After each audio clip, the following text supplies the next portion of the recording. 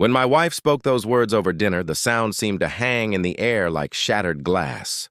"I'm already engaged to your best friend," she said calmly, setting down her wine glass as if she'd just announced dessert. "We've been seeing each other for months." My fork froze mid-air, the room spinning for half a heartbeat while my mind scrambled for words that wouldn't come. Across from me, my best friend Mark, someone I'd known since college, a man who stood beside me at my wedding, just stared down at his plate, guilt painted across his face. The restaurant's hum of quiet conversation faded into a dull roar in my ears. I didn't shout, didn't flip the table, didn't even blink. Instead, I took a slow breath, reached into my pocket, and tapped my phone under the table, a single photo, one I'd been saving for the right moment. I airdropped it to his phone. A second later, his expression shifted. Confusion first, then dread. His face drained of color. He looked at me, then at her, as if the air had been sucked from the room. What is this?" he stammered, his voice suddenly small.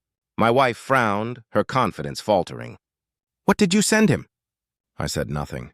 Mark stood abruptly, chair screeching against the floor. His hand went to his pocket, trembling.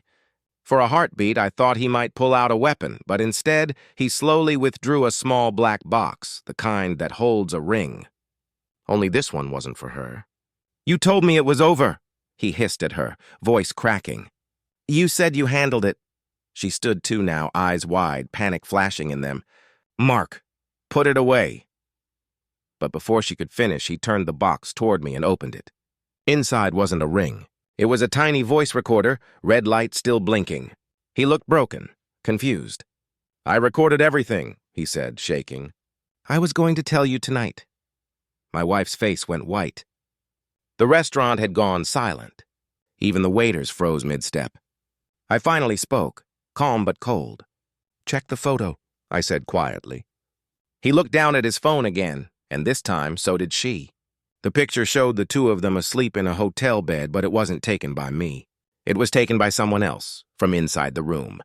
My wife's hand flew to her mouth, and Mark's eyes darted around, realization dawning.